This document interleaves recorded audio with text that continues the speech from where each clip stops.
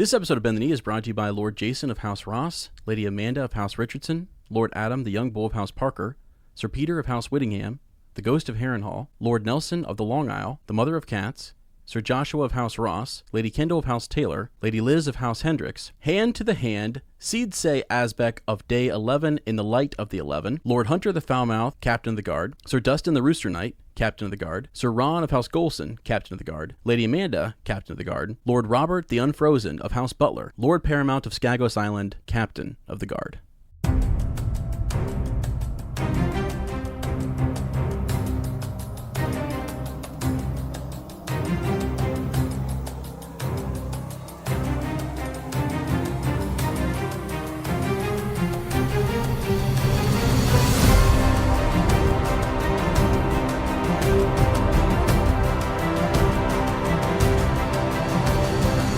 Hello and welcome to Bend the Knee, a Song of Ice and Fire podcast. I am Sir Matt, the Bud Knight. And I am Ser Ezra the Watchful. Welcome to our Song of Ice and Fire book club. Today we are into chapter 61, Daenerys 7 of A Game of Thrones. And we have no Maester study today, friends, because we have so many shout-outs to give. Mm-hmm. Yeah. So, we've got some updates. I mean, we've got like Discord updates. We've got some stuff going on with our patrons. Some cool things really happening. So yeah, absolutely. Yeah, I mean, man, Ser Ezra and I, very fortunately, I was back in Ohio last week, and we did that bolt-on theory, which was a lot of fun. I think that was kind of fun. Yeah.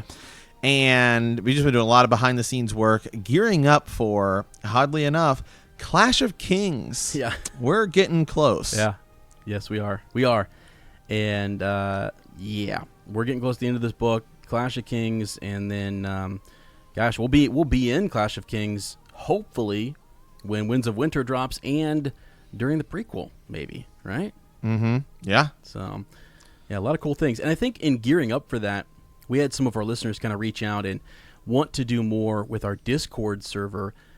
So I've got like a major shout out I kind of want to give to our to Sir Ant of House Hawk, who decided to, he's kind of leading up the Discord chats, and he's completely revamped. So there should be a link in the episode description of today's episode, and if not, there's several links on Facebook, and if you ask anyone there, hey, what's the link to the Discord server?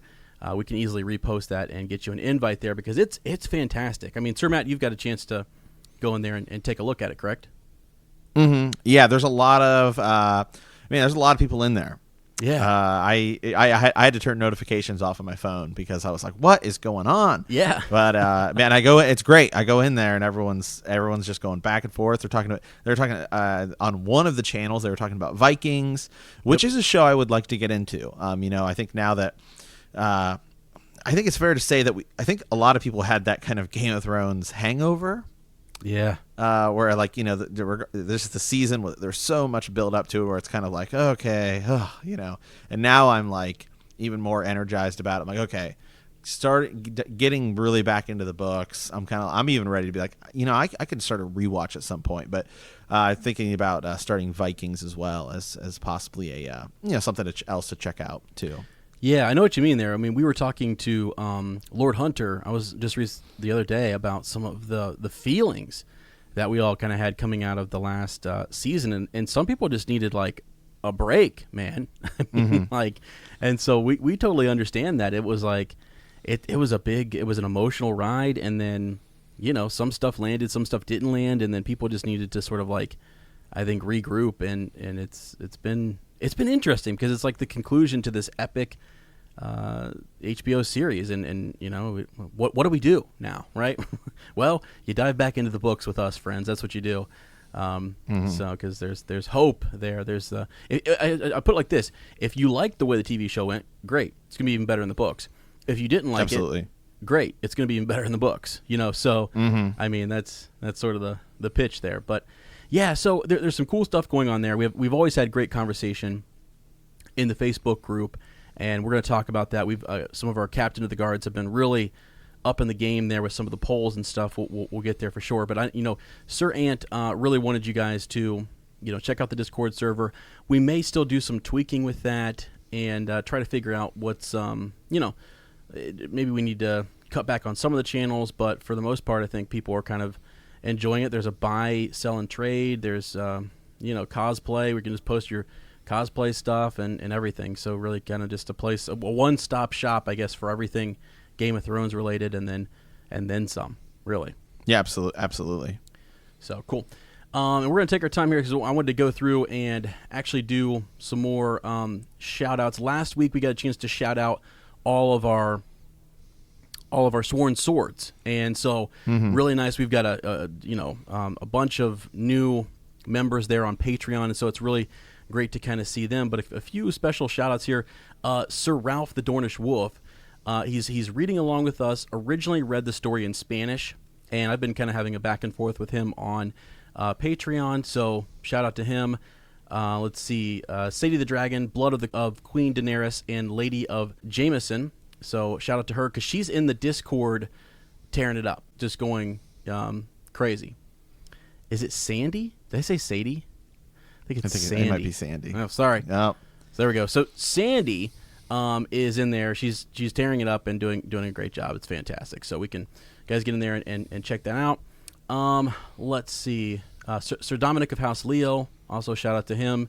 He's been on Patreon. The people who get on there and comment and leave messages and stuff, it really helps Sir Matt and I, because then we can kind of go back and use some of those comments for just extra content later on when we do the next. We were talking about the Tourney of Harrenhal and how we were hoping people would leave more comments down there and stuff in the Facebook group, so we could kind of talk about and incorporate some of other people's thoughts going into part 2, which will be next month. Mm-hmm. Yeah. Let's see. Captain of the Guard, Sir Bobby of House Butler. So he's our newest Captain of the Guard. Here you go. I mean, let me pull up the Facebook here real quick. Had some really cool things going on in here. Yeah, it's been really nice. He reached out to us after he signed up on Patreon. He was like, "Hey, what kind of would He said he was like, I was thinking about maybe doing polls for theories, and said absolutely, and then we'll start discussing those if people want to vote on. I mean, that's kind of the whole deal, is help influence the show, and we can talk about that kind of content that you guys want to hear. That's at the end of the day, that's what it's all about. You guys let us know what it is you want us to cover in Game of Thrones outside of the main chapters, and that's what we'll cover. Yeah, absolutely. So this is kind of funny. He's got 3 hours ago, as we're recording this, he has 20,000 Riders of Rohan versus 20,000 Dothraki Screamers. Who you got? I mean, it's kind of it's funny to me, because it's like, now we're bringing Lord of the Rings, into Game of Thrones. Who you got in a 20,000? I think I got the Dothraki Screamers. Yeah, they're pretty ruthless. I mean, they're pretty. Yeah, I think. I mean, not that the Riders of Rohan are any slouches, as we say here. No, but I just think that I just think the Dothraki they're a little better at cavalry. Mm-hmm. They're better cavalry. Well, see, I think the reason, like if you wanted to go with Dothraki, I'd say they're vicious, man. They're absolutely just relentless. But I'm going to go with the Riders of Rohan because of King Theoden, my friend. I mean, he's just, when you got the king leading you, it's what are you going to do, man? He's getting them all rallied up, and those horns, and the music's playing, and I don't know. It's just right. Such a cool scene. I mean, in the movies, the Lord of the Rings movie, we really just see them, fight at that battle. Yeah. And so we see the Dothraki win a lot more in Game of Thrones, and we see how dominant they are. So I still think that the Dothraki would have they would have a speed advantage because they're wearing lighter armor. Yeah. They're also, the fact that they can also shoot arrows from horseback really, really well, I think also would give them an advantage over the riders. Yeah, I'm just gonna, here's my one thing. The host of Mordor was quivering, shaking when they came riding down through there, and so I mean, yeah, they had some help from Aragorn, but man, the riders, I don't know. We saw the Dothraki decimate a Lannister army. Yeah, yeah. I mean, not on horseback though. Not. I mean, the Lannisters, they were kind of a mixed batch, weren't they? I mean, they were talking rider on rider. Even still, I mean, even Robert Baratheon was talking about how in an open field they'd be pretty screwed. Yeah, it's because he didn't. I mean, that's the thing, dude. Is you got these crossovers. I think it's great. I mean, that's what King Theoden says when Gondor comes for aid. They want Rohan to get in behind the walls and wall up with get inside Minas Tirith, and he's like, nah. Well, we're on horseback out in the open. That's where we thrive.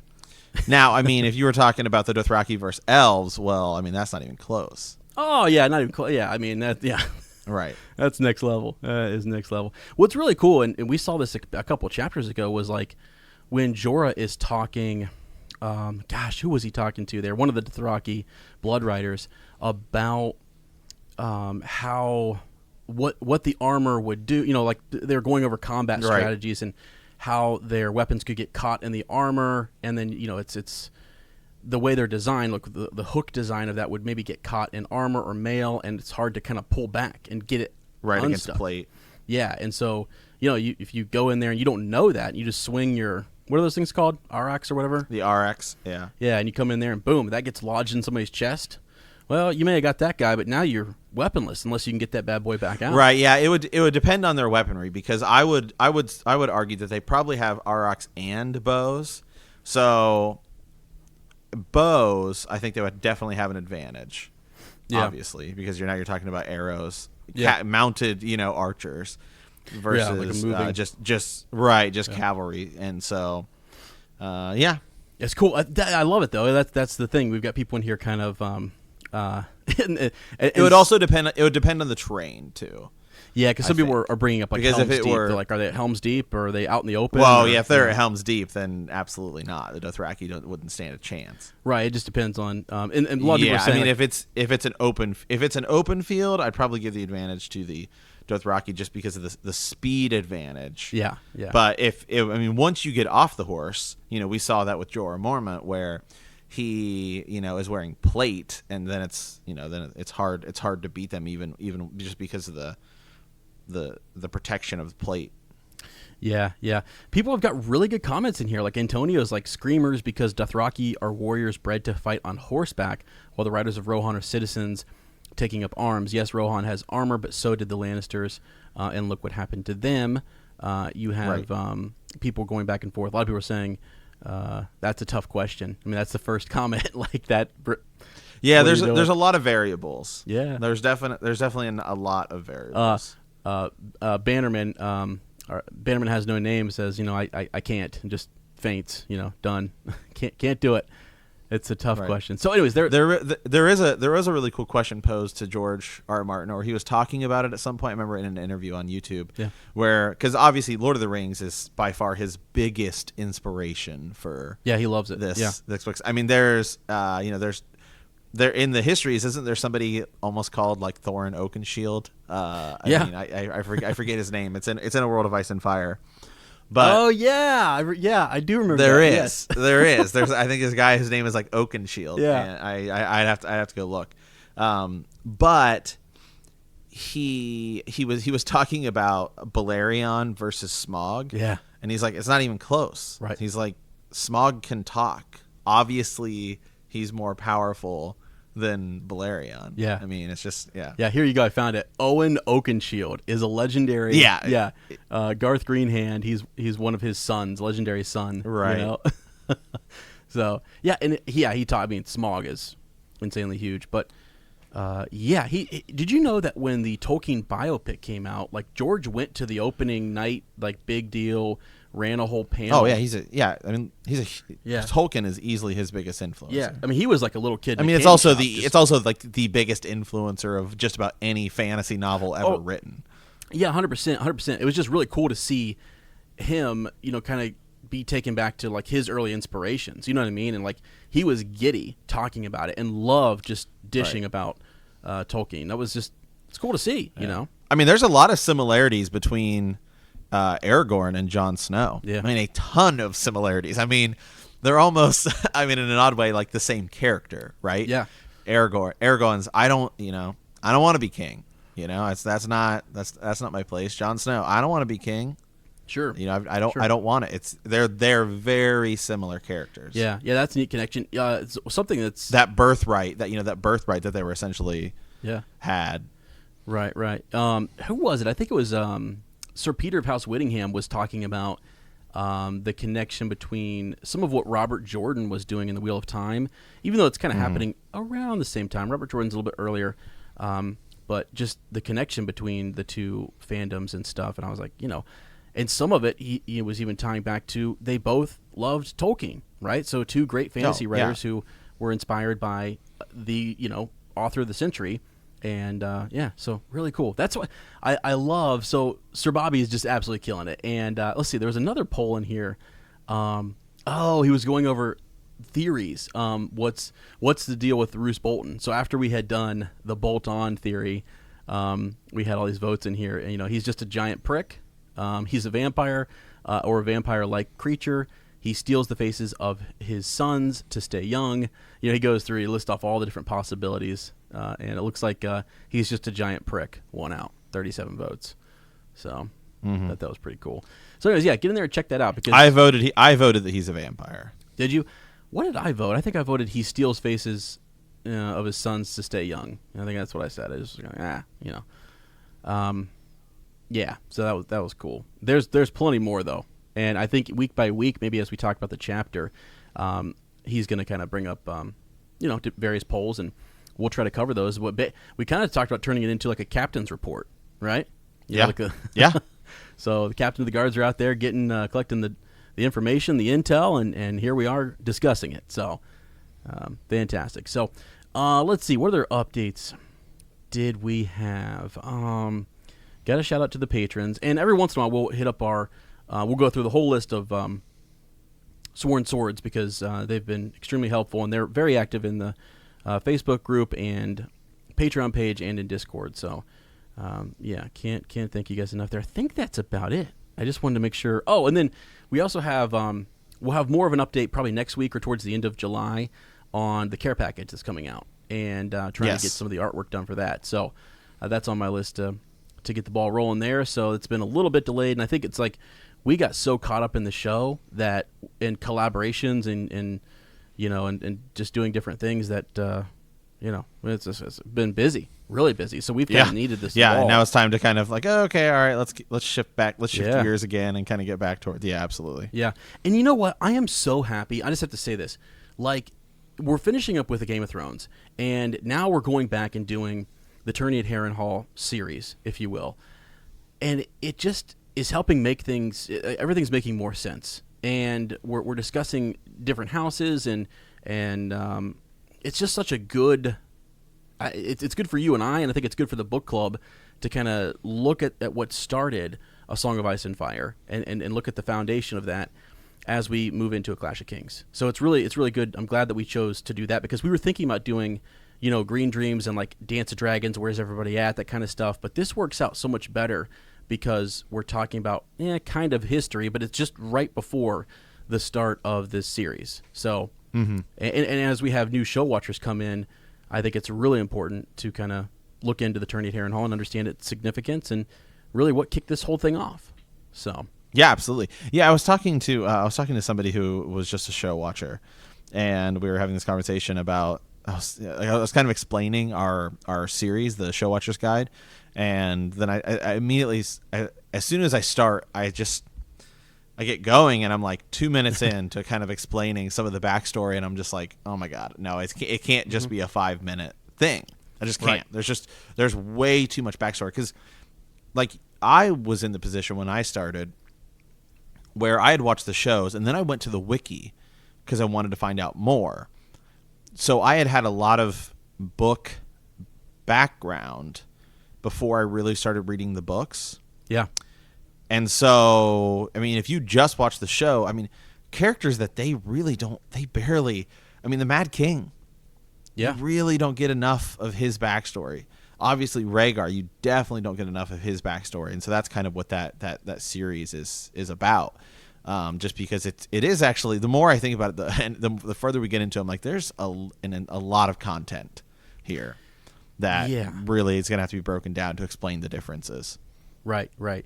Yeah, there is. And you know what's amazing is that George, as he's writing some of this, and when we got into the tourney at Harrenhal stuff, and Lord Adam Parker was talking about this in the Facebook group, it's like, which came first? You know, like he has some idea of a great tourney. Like, did he know all the details? I mean, before he starts writing, does he know all the details of tourney at Harrenhal and everything that's going on? Or does that just evolve as well? I feel like he knew some of the idea, obviously because he's talking about the kidnapping of Lyanna and Robert's Rebellion and this whole thing. So, but like, how much of it did he have worked out? And I've heard him in interviews talk about the timeline thing. He's like, yeah, that's been a weakness of his that he's worked on, and he's gotten a little bit better. He had a rough idea in his mind about who was born when and who was born first and who's older, Danny or John, that kind of stuff. You know, that people used to go back and debate quite a bit.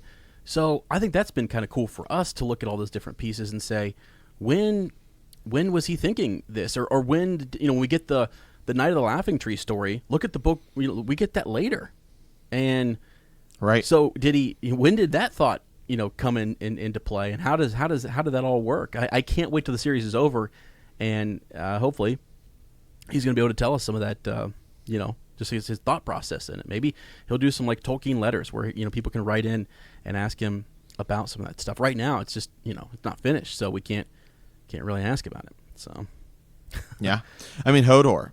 Yeah. I mean clearly Hodor's a character in the first book. Yeah, you're right. And was it just a name he came up with, and then later was like, oh, this would be a cool way to do it, or yeah, that's the kind of stuff you want to know, because I like to believe like the whole Lady Stoneheart thing. You don't put I mean, that's very. She has a heart of stone.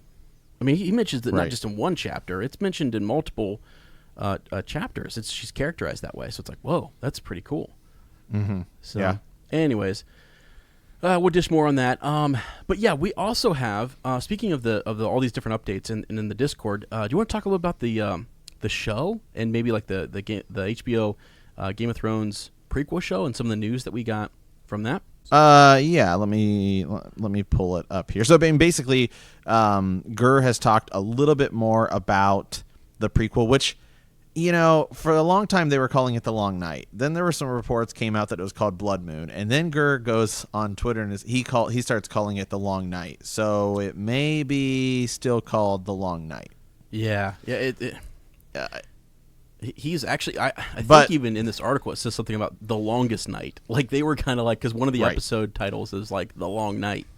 So right. Well, and at one point I remember reading an interview where he joked and said that HBO keeps telling him not to say that. It may actually be on his blog, but yeah. So it seems like it's going to be, it's going to be a couple thousand years before the main show. The Seven Kingdoms is really about 100 smaller kingdoms. Yeah. The Starks will be in it. The Lannisters will not, because obviously the Lannisters don't take over Casterly Rock until much, much later. Yeah. So he said the White Walkers will be in it, so I'm sure we'll get some more backstory on them. And there's not really any schedule of when it's coming out yet, but Comic-Con is this week, so I'm sure we will get some more details then. Right. And it looks like they had a few cast members. I don't have them listed right here in front of me, but they had some a couple women that they had listed there as cast members. And Martin was talking about whether, who would be the lead cast member. And he says, just like Game of Thrones, they kind of hesitate to ever call any one person the lead character, because it's not really the nature of the show. Naomi Watts has been reported by just about. She was like the first cast member really announced, and she has been the one kind of pinned as going to be the lead actress. Yeah, and there's also a Naomi Aki. Is that her name? Let me see here. Yeah, I don't know who that is really. But yeah, so we've got a couple names there. So maybe we'll see. I mean, would it be possible to see some of these people maybe show up at Comic-Con or something, some surprise? I don't know. It'd be kind of depends on how far along they are, I guess, right? So I think we may get, I don't know if we'll get a trailer, but I bet we'll get like an image and the full name of this thing will be revealed, because if it's filming this year, my guess is it would be cool if they released it in like March, which is when March, April, May, as running around Game of Thrones was released for the longest time. But I'm thinking probably more like August if they're filming it this year. Okay. Well, that's exciting. I mean, I can't wait to get more on that. And what's neat is I think you might even have more of a if it's split into 100 different kingdoms. So we're not even in 7 kingdoms. We're talking about some minor houses ruling their own kind of region, and we could have a lot of infighting just with inside regions. It's like absolutely, Starks fighting Boltons and stuff. Things that would be really cool. So yeah, be ready. I think it's going to be a fascinating show to watch, and there may be a lot more of we're no one's safe, so which is cool. All right, well, just a quick little update. If you guys have, if you find any more articles or you guys catch something there at Comic-Con, send it our way and or hop in the Discord server there. And I think we've got a little text channel called The Long Night where everyone's kind of posting in there just updates and things that they're finding and some show speculation stuff. So really cool. Perfect. Okay, well, let's head on over to the reread. Yeah, so reread this week we were in Daenerys 7. And last time we were we were in John 8, right? So we had a great discussion last time, didn't we? With we were talking about some ravens and crows, Valyrian steel, absolutely, Valyrian steel, Longclaw. Is it Blackfire? Stuff like that. Yeah, that was really good stuff. So, okay, just I'll read through the summaries here real quick. So John 8, John is presented with the Valyrian steel sword Longclaw by Lord Commander Mormont. John attempts to refuse, but the commander insists. Later, John gets a message that Maester Aemon wants to see him. The Maester knows that John is divided between his duty and his family loyalties and explains that he sympathizes. When John rejects his empathy, the old man reveals that he is Aemon Targaryen, son of King Maekar, which is a pretty big freaking moment. So, yeah, pretty big deal. Yeah, it is, and I love Aemon. I don't think that's a character we can talk more about. We talked about trying to hone in on different characters who we really like. I like him a lot, and I can't wait till we get to his voyage with Sam and some of the riddles that he's kind of giving him later on their way to Old Town. But so we're in Daenerys 7. Last time we were with Dany, it was let's see where she was at. So Daenerys is unable to convince Khal Drogo to assault the Seven Kingdoms to regain her throne. While Drogo is hunting, Daenerys goes to the market where a wine merchant offers her a cask of wine. Ser Jorah insists that the merchant drink first. The merchant refuses and attempts to flee. When Drogo learns of the attempt to poison Daenerys, he makes the decision to attack the Seven Kingdoms. This week, Khal Drogo has defeated another Khalasar, capturing a town and many captives. Daenerys intervenes when she sees Dothraki warriors raping the women. When she finds Drogo, Daenerys is concerned about her husband's wound and calls for the healer, Mira Mazdur, one of the women she rescued. She speaks up. She speaks up that she is a healer, and Drogo agrees to let her tend his wounds in her temple. So, in her temple might have been the wrong place to do it, though. Yeah. It happens. This is slightly different than the show. In the show, we see Khal Drogo fight and get injured. The result is ultimately the same, and we do see Dany, the kind of where she's riding along and saying, don't hurt them. I'm Blood of the Dragon. I'm Khaleesi. All of this stuff. So it's similar. It just happens a little bit different. And I will say, in the show, the fight scene where Khal Drogo gets injured is sick.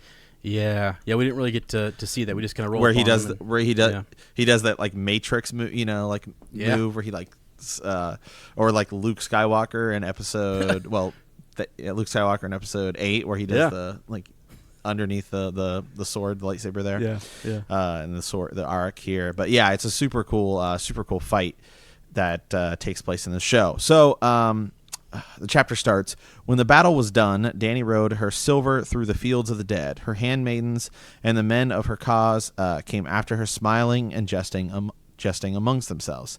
Dothraki hooves had torn the earth and trampled the rye and lentils into the ground, while aurochs and arrows had sown a terrible new crop and watered it with blood. Dying horses lifted their heads and screamed at her as she rode past.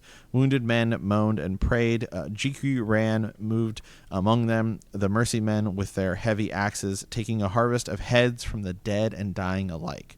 After them would scurry a flock of small girls, pulling arrows from the corpses to fill their baskets. Last of all, the dogs would come sniffing, lean and hungry, the feral pack that was never far behind the Khalasar.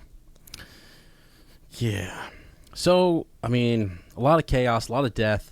I mean, really, when the Dothraki come through, they there's really no... this is why the free cities often trade with them and give them slaves or give them great goods. They don't want what just happened here to happen to their great cities, and they know. Right. That's something Illyrio kind of talks about. And when we first start this whole thing, it's sort of, you almost wonder, why is he acting this way with the Dothraki? Well, here's why. Because especially with Khal Drogo, Akita shows up and he's laying waste to people. So, and this was right after, wasn't this right after the weren't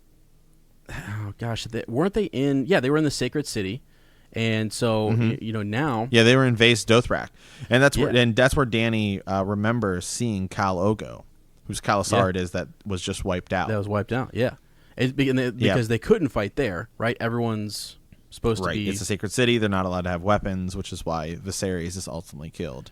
Yeah, he's crowned, my friend. He's crowned. So. He is crowned. Yes. Poor guy. Can I say something too before? Because we talked about this, and I try to be authentic, I guess, when in going through this reread. I really am not a huge fan of these. Not all the Dany chapters, but I'm just not a huge fan. It's not really until she gets to Karth and stuff that I start to kind of pay attention and say, "Oh, what the heck is this?" It's cool going back through and doing a detailed read, because we're getting these little references to her, the blood of the dragon, and her power kind of emerging and stuff like that. But dang, man, I just, this one is a little dry for me. I mean, there are some cool things that happen in it, but I don't know if anybody else feels the same way. It just doesn't really pick up until later. And you had said before we started recording that Dany is a really easy chapter to just kind of read, start to finish, point of view wise. And to do a point of view chapter, Daenerys is probably one of the easiest, because her story is so far away from everyone. And even in the show, there are times where, it's like 95% of the story. Well, let me take that back. I'd say 75% of the story is what's going on in the Seven Kingdoms. Mm-hmm. And you could even then, I would say it's fair to even, get rid of the Wall and the North and the Night's Watch stuff, and that's almost its own kind of arc as well. And it's not until later when Arya goes over there and Tyrion goes over to Essos, where it's like, okay, now everyone's all over the place, and it doesn't feel as less segregated, because especially in the first season, the first book, it's everything is happening on Westeros except for the Daenerys chapters. Right. And other than the times when Robert Baratheon says we should kill her across the sea, news takes forever to get over there. It feels so disconnected from the rest of the story. And I'm with you on the fact that I think some of the Daenerys stuff in A Game of Thrones is a little boring, it's a little dry. It really starts ramping up in A Clash of Kings, though. And then by the end, I mean, it's awesome. Now she's got a huge army. She's getting ready to cross the narrow sea, and it's great. Yeah, one thing I wanted to mention before I forget it is that, I think that's intentional, actually. A lot of what he does here with her, I mean, obviously everything is really intentional, but she's over here to kind of, and she's isolated because when she comes back, and I got this vibe in the show, and she brings the Dothraki, it's not just that, but she's kind of foreign, you can't really speak of the Targaryens over in Westeros, and even there, knowing what we're going to get in the prequel show and knowing about the history of Westeros, the Targaryens have only really been there in power for 300 years compared to thousands and thousands of years where you've had, the Starks have they had their own kings and everything. You know what I'm saying? Like they're supposed to feel kind of foreign, right? They're not originally from this land. And I know that everybody, like the first men migrate over and then the Andals and all that kind of stuff, but they've been there much longer and have roots. So I think it's supposed to feel that way. Like she's supposed to feel very different and foreign. Yeah, because when she gets to Westeros, it's, I mean, part of her arc. I mean, we obviously get a lot more in the show just because where the books end is, she leaves Dario Naharis because I know that I've grown up here, but I have to kind of start learning how to live in Westeros. Yeah, she leaves this guy she clearly loves because she may need to marry somebody to gain power in Westeros. Right. Yeah, exactly. And you remember when Viserys was talking about how he was being told, the Beggar King, that people were in the streets crying out for the Targaryens to return and stuff like that. And it is really interesting. Like when we get down to like House Dairy and stuff like that, and you see some of the supporters of the Targaryens, like Targaryen loyalists, who had old banners who have been stuffed away and things like that. It's sort of surprising and shocking that the Targaryen house has been whittled down to just these last few members, and that they would even be, like any type of threat to Westeros, but they still kind of are. And just because of their name and their bloodline and the history and the magic that was associated with them, people like Illyrio and Varys are working to keep them alive. Well, and there could be reasons as to why those two are, very invested in the Blackfires / Targaryens.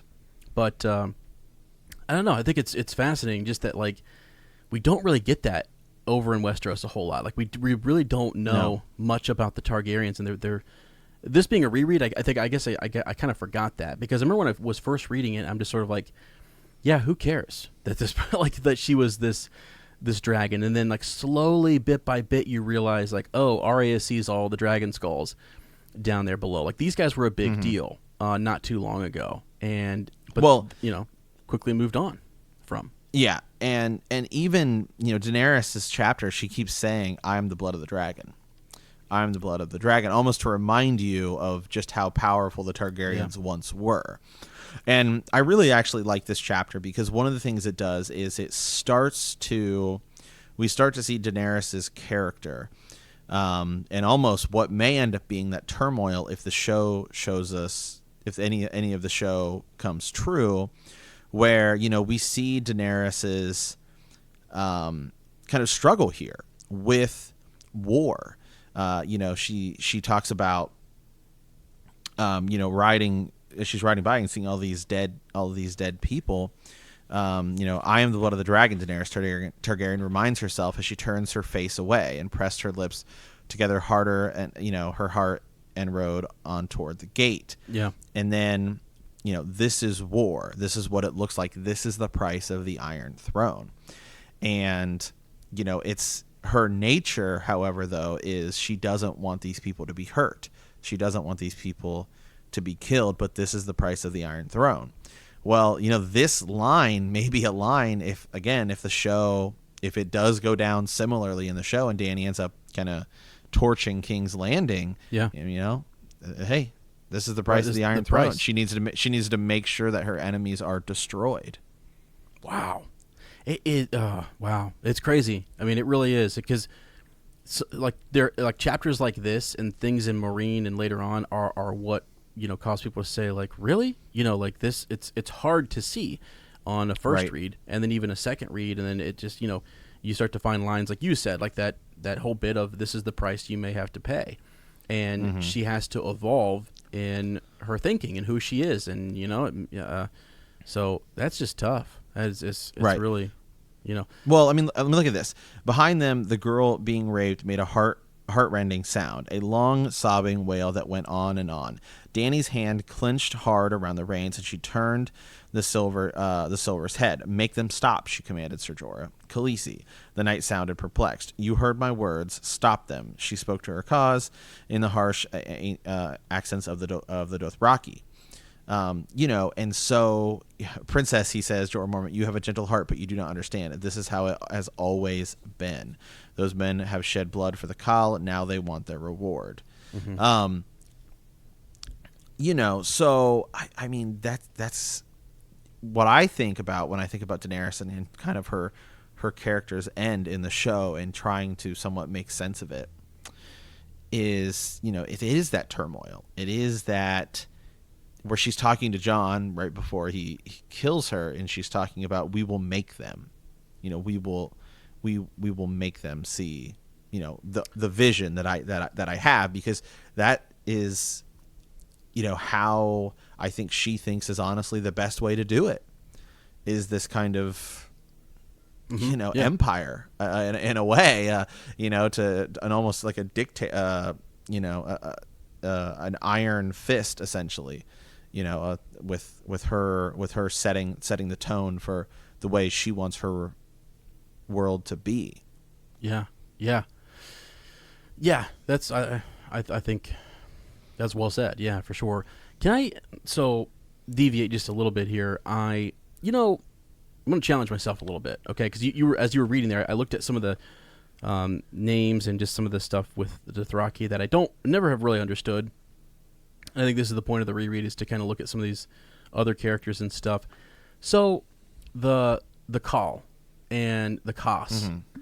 So the Khas, I didn't quite understand this. Let me go back and read what you just read there. So Khaleesi, she spoke to her Khas in the harsh accents of the Dothraki. So Khas is just a subdivision. This is just little stuff that I've never gone and looked up before.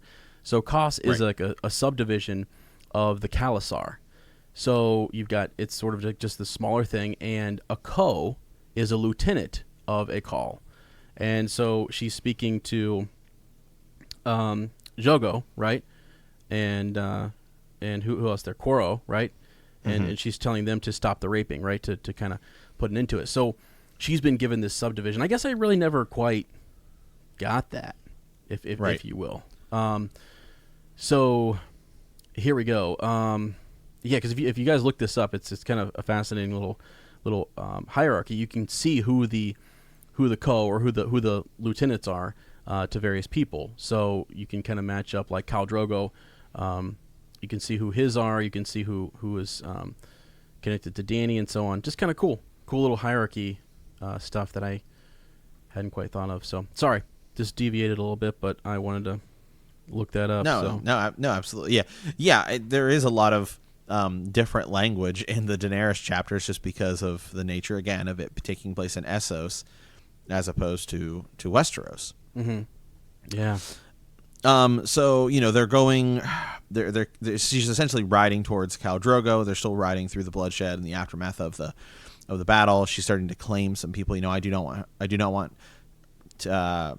will not have her harmed. I will claim her. And then Jorah Mormont says, you can't claim all of them.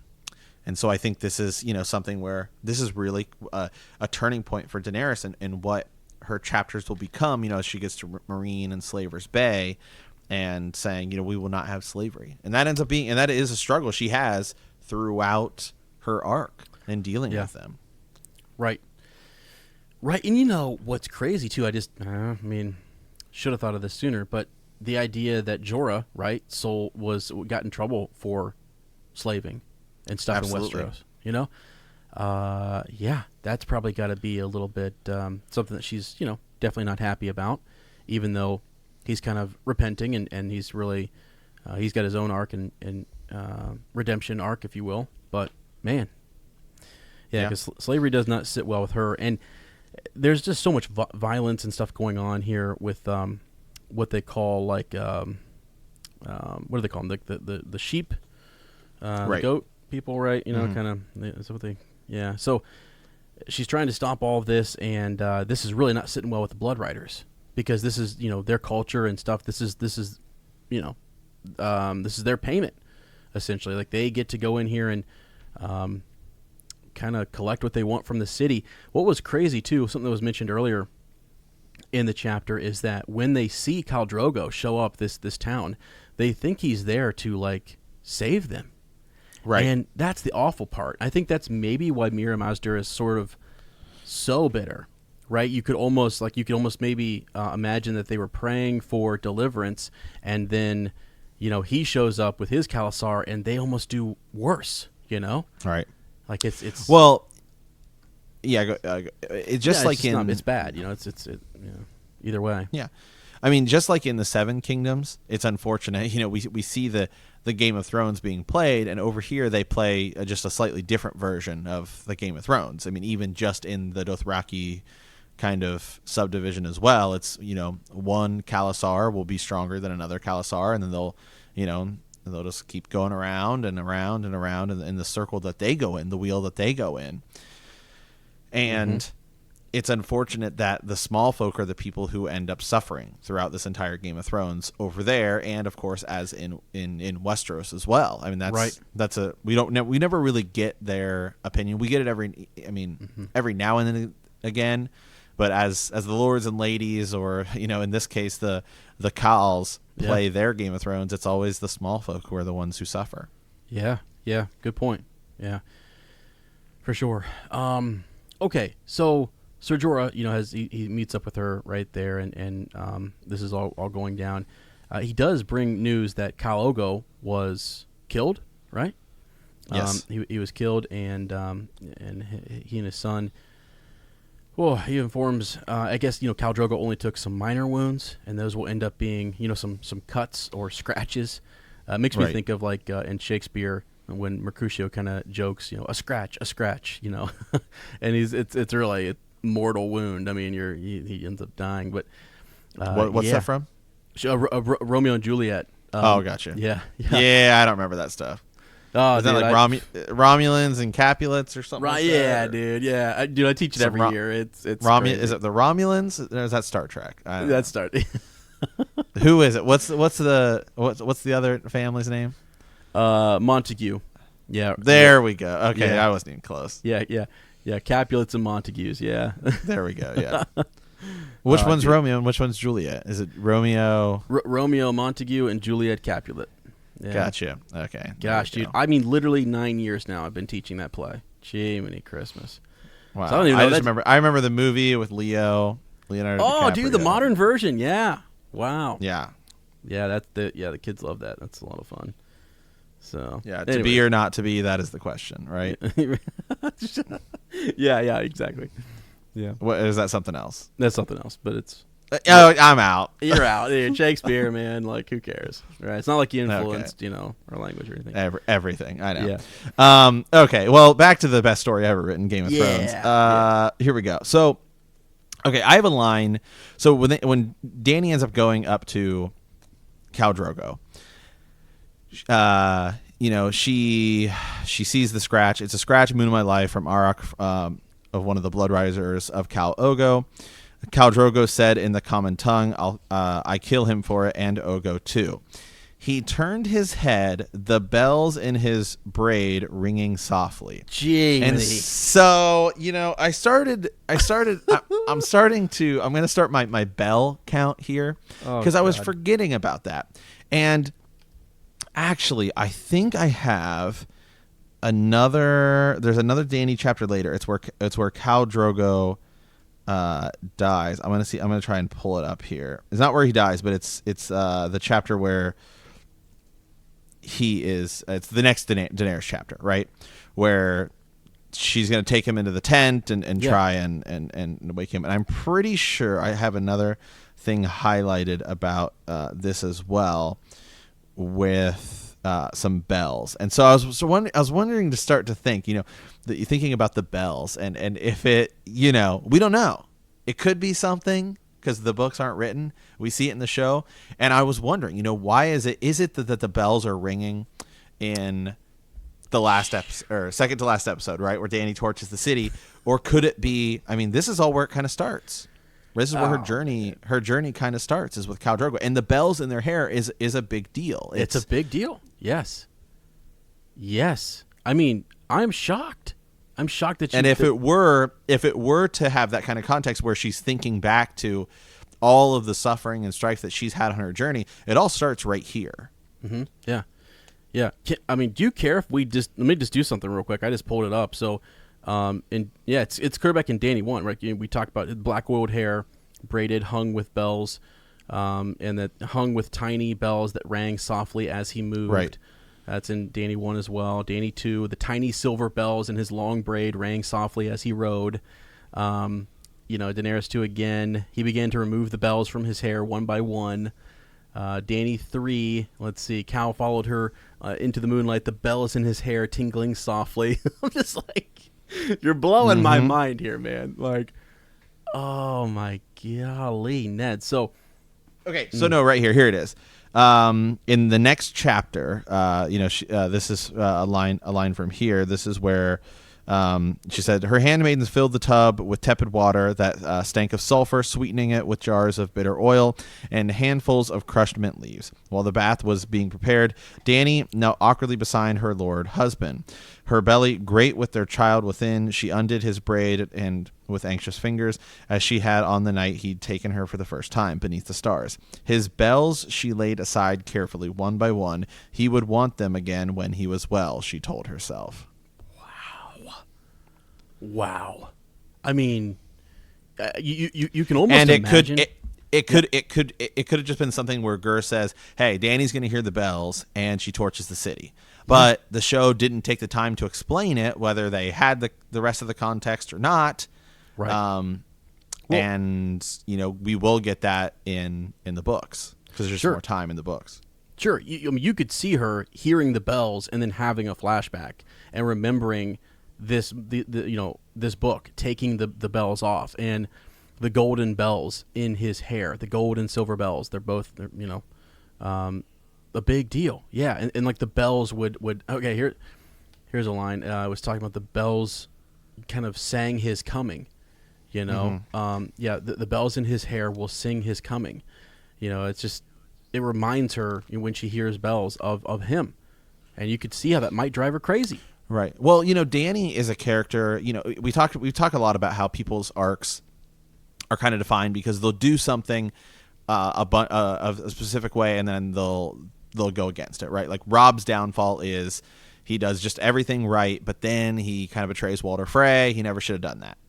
So Dany's arc, to me, what I think more of is she is at her best when she is taking things into her own hands. And I think her arc has a lot to do with giving power over to advisors. We see that struggle with Tyrion. Here she puts her faith in Mira Mazder, and it screws her over.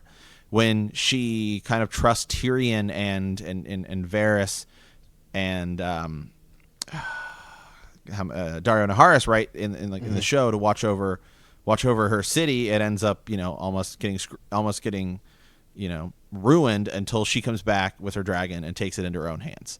So same thing with Tyrion in the show in the last couple seasons.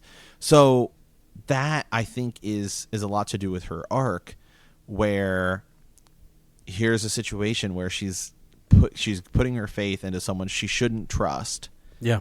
And that ends up screwing her over. Yeah. Yeah, I mean, this is fascinating. So, do you think George told them, like, hey, guys, what will drive her crazy is the sounding of these bells? Like, is that, like, a big thing that he said? Make sure that the bells are ringing. Could be.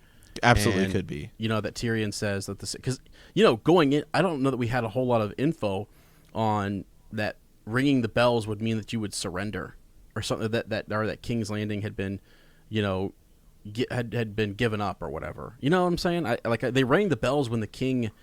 when King Robert had died, right? That was something that the bell tower would ring. But right. Yeah, I don't know. That is something else, man. I mean, I don't want to go too much further, but there's so much more in Dany 10. Like, it's Bell City in that chapter. I mean, right? Yeah, major stuff with Drogo and what happens to him there. And yeah, I mean, wowzers, man. Did not think we were going to go down a Bell rabbit hole, but we did. Hey, well, yeah. I mean, just saying, you never know, man. Yeah, no, I like it. I like it a lot. They're brought. I mean, it's mentioned a lot, and we never thought, Oh, I know. Yeah, that Hodor was a big deal until it was. Yeah. Lady Stoneheart as we go back. So it could be something. I mean, and don't get me wrong, there are definitely times where Daenerys should listen to counsel and she doesn't. Like when Tyrion says don't in the show, Tyrion says, you probably shouldn't kill these people. And she does, and you should be kind of careful about going and rescuing Jon Snow, and she's like, well, I'm doing it. Yeah, so right. Okay, all right. So should we move on here to where she kind of she's rescued these people, and she's claimed them as her own, which has pissed everybody off. And then she goes in to meet Khal Drogo, right? She wants to go see how he's doing, and she realizes that what they described as like a scratch was really not a scratch. Like his old nipple's gone, right? I mean, it's just like, sorry to gross anybody out, but like it's like he is sliced. I mean, yeah, it's gone. So it's definitely a pretty big wound, and he's not looking. By the end of all of this, he's not looking well, if you will. So let's see. The cow sent the hairless men away. Khaleesi, let's see, that they're trying to talk about. Many riders are hurt. Khal Drogo said stubbornly, let them be healed first. So he's trying to get help for his riders before he himself will take any help. This says this arrow is no more than a bite of a fly. This little cut only a new scar to boast of to my son. Dany could see the muscles in his chest where the skin had been cut away. A trickle of blood ran from the arrow that pierced his arm. It is not for Khal Drogo to wait, she proclaimed. Drogo, seek out these eunuchs and bring them here at once. And I think it's something to where, they were too far away and it was going to take some time. She basically wants him tended to right away. And that's sort of how Mir Mazdur is put forward, because she kind of says that she's a healer and she's right there. So why waste any time? And she goes on to kind of boast about that she's a god's wife of the temple, and that she knows. I mean, they start to call her kind of like a witch, and that she deals in like black magic and laid with demons and practiced the blackest of sorceries. So they don't trust her, and this is one of those times where, Well, or maybe she should have listened. She should have listened, but. They're absolutely right. I mean, this is just a dumb decision by Daenerys, because I get it, because she's, she loves Khal Drogo and there's a healer right here, but what ultimately ends up happening is it's a healer from a people who you just massacred. Yeah. Yep. I cannot imagine that they would be receptive, saying, oh, okay, yeah, let's help you out. Yeah. It's kind of arrogant. Yeah. To think, right. Especially I think she's described as a little bit older and had seen, quite a bit. And so I think she's sort of, if she has a chance to take out the Khal here and like really do some damage and get the Khalasar to kind of fight among themselves, then she's going to take it. And she's also probably just saw like a lot of her friends and family and this whole community who like trusted her, and she was, they were someone. She says she's a god's wife of the temple. Like, she was well respected by those people, and so I think maybe she even feels like it's her job to find a way to either seek revenge or to help, cause as much chaos as she can among the Khalasar, and she sure as heck does. So absolutely. But I think it's interesting though, just that like she says she's a healer, and then they say some of his blood riders say, well, she's a healer of sheep.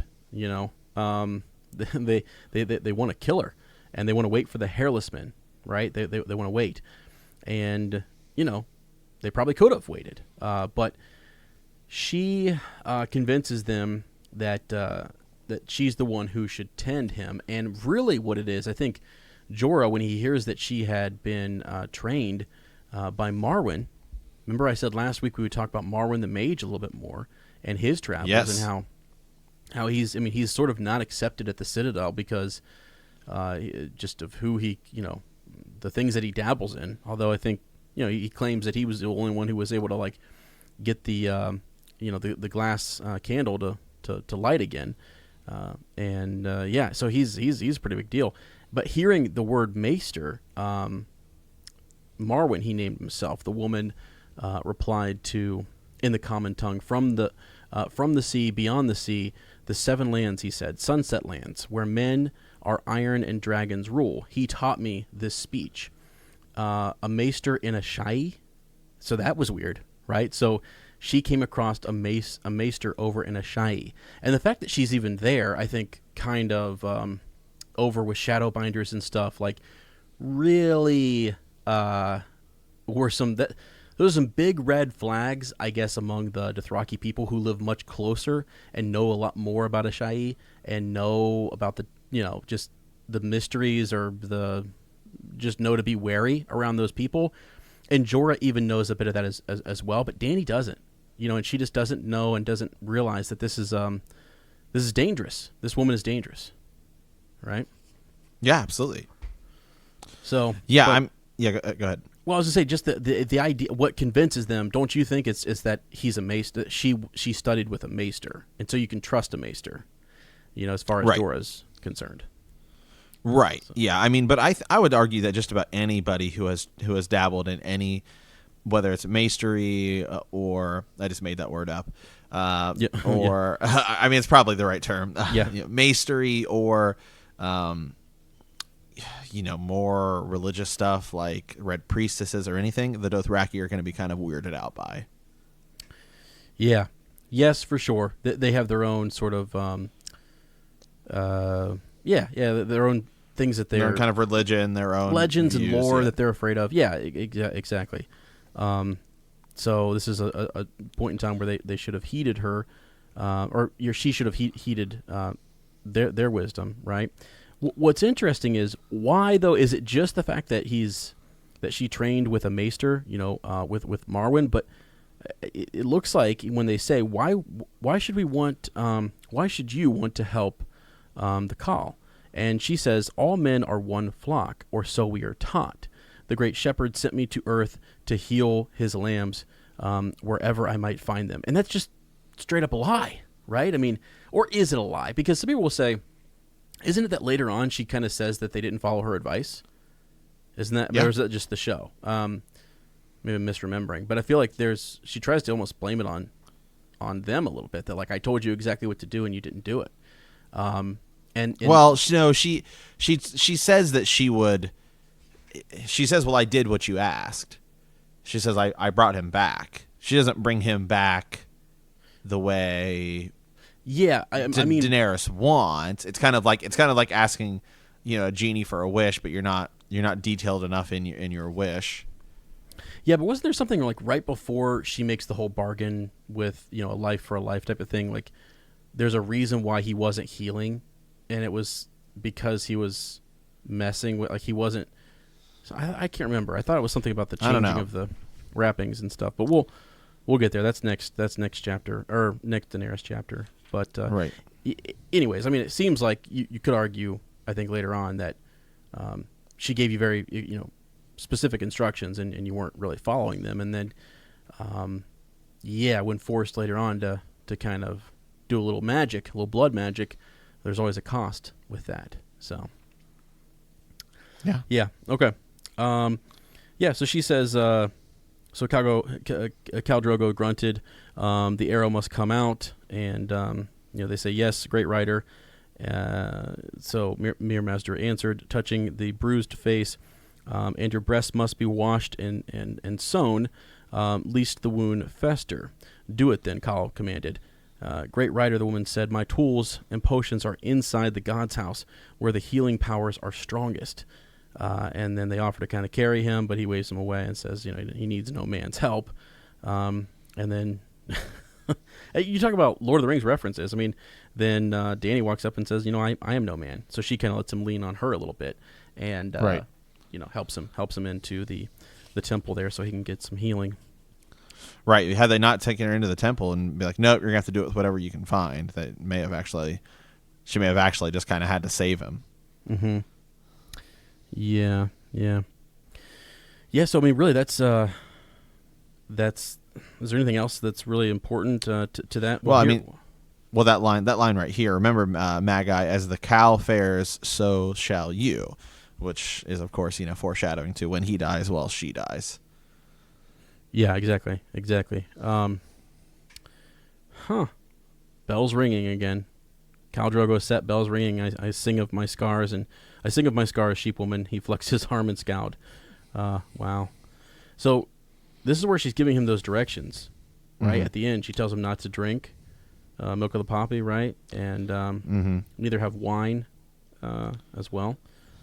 So pain you will have, but you must keep your body strong to fight the poison spirits. Okay.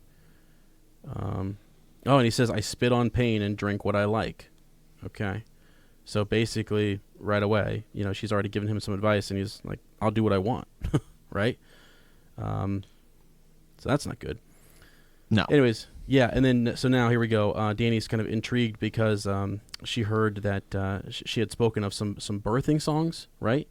And she says, I know every secret of the bloody bed, Silver Lady, nor have I ever lost a babe, she replied. So she says, my time is near, and I would have you attend me when he comes, if you would. Khal Drogo laughed.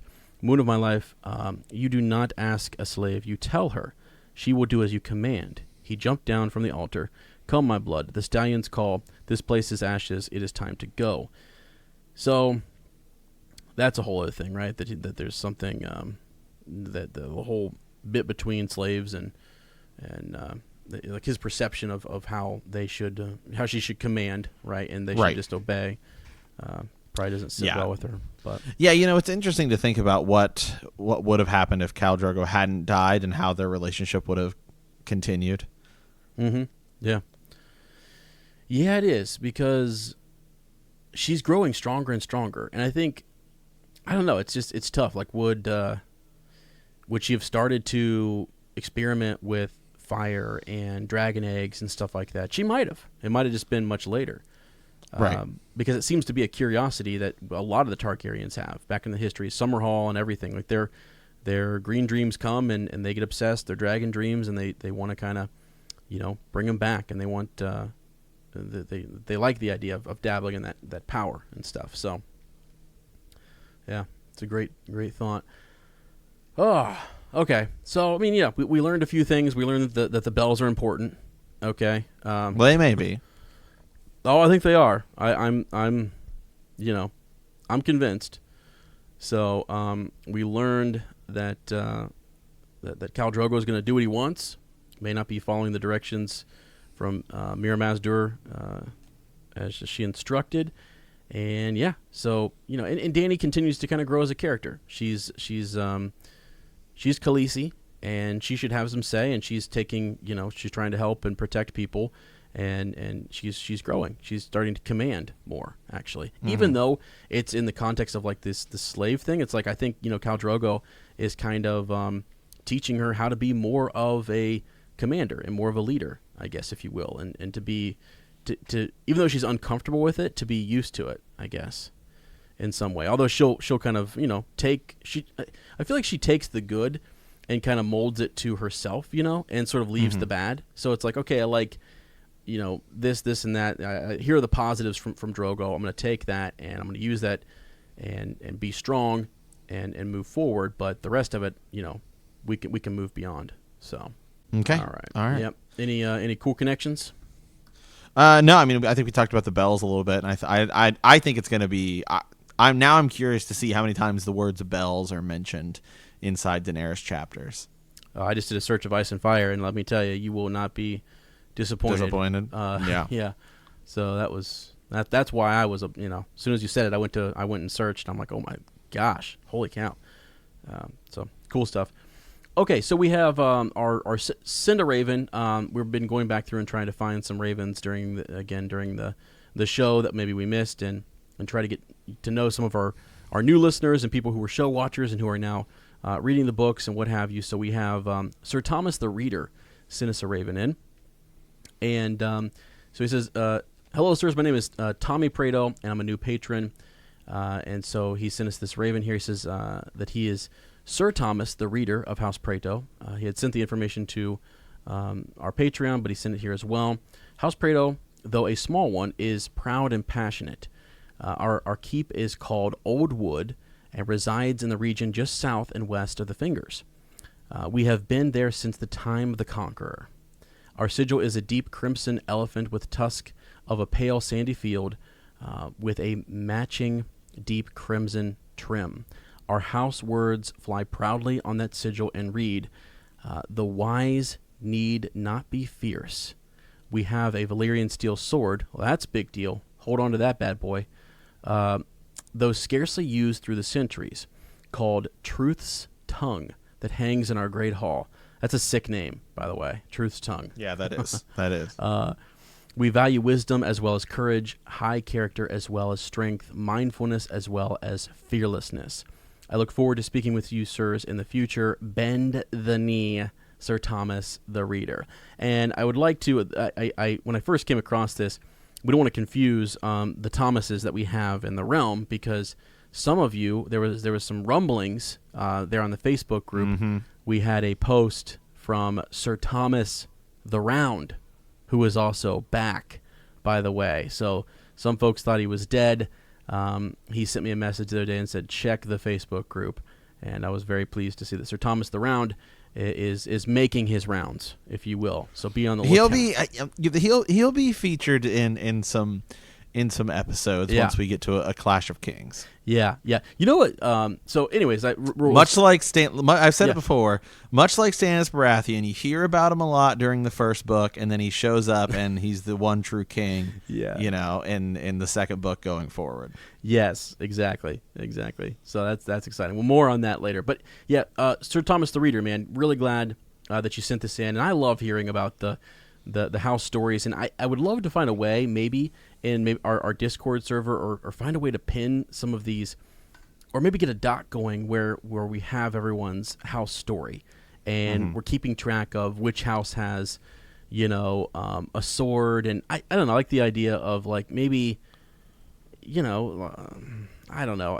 We have like our own fictional like Westeros going on. Right. It's like fantastic. We do, actually. It's great. It's so cool because we've got these minor houses who are in these different regions, and it's cool. I want to know more about Truth's Tongue. I want to know, like, okay, it's scarcely used through the centuries, but was there someone who wielded it once long ago, and how did it get its name? What was there more to that? Right? There has to be more to the story. So yeah. All right. Anyways, yeah. So send those ravens to btkcast at gmail.com. We're definitely we have a lot still in there. So each week we're going to try to pull and feature some of those, and then as we get into our Raven's Nest, we'll have more of them to discuss with our bannermen and our sworn swords. So look forward to that. Absolutely.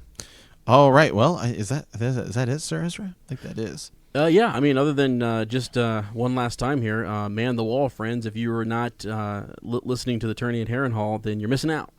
It's fantastic. We're having a really good time with that, and even if you only join up for a couple months just to listen to it, and then that's it, I think it's fun. We're having a good time, and like the discussion in the Facebook group is going to shape our conversation moving forward.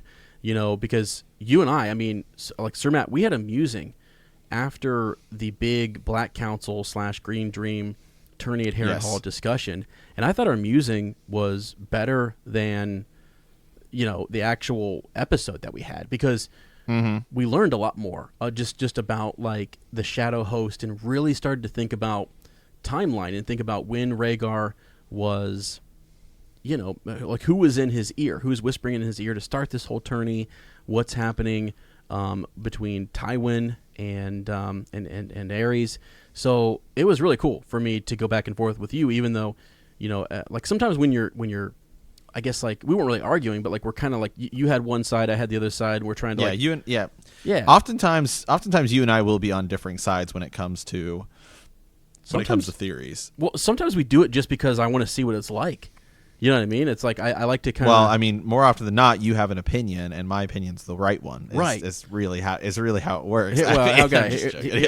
I mean, here's the thing. I just like to play devil's advocate. Okay, I like to really see. Okay. I like to test Sir Matt. I like to see what's gonna happen, because we do. I mean, the conversation evolves, and you really do learn a lot from it, and you start to think, wow, that's a really good point. I mean, because that's like in these episodes, there's a lot of uncertainty. We don't have a lot of answers as to, and that's what really I think perturbed us, and what kind of got us amped up for doing this series and finally putting the stamp down and saying, okay, we're gonna talk about Harrenhal, because the show never answered it. We never got like an answer, and that frustrated us a lot. At least it did me. It was the one thing I was really like, I really hope we get some answers to that, and then season 8 happened and we didn't get a lot of answers. Yeah. So anyways, go check that out, friends, and that's over on patreon.com, and we've got every month, I think for the next 3 months or 4 months actually, we're going to have a show watcher's guide to the books talking about Harrenhal, then the Green Dream, Black Council, and then a musing afterwards. And then we're also going to have other musings and other Patreon content, but that's the big one, kind of carrying us through. Right. Okay. All right. Well, we want to thank you for playing the Game of Thrones. In our next episode, we will be discussing Chapter 62, Tyrion 8. If you like our podcast, don't forget to subscribe, like us, write a review, leave a comment, or send us a raven at btkcast@gmail.com. We will see you in a week, and remember to hear my roar.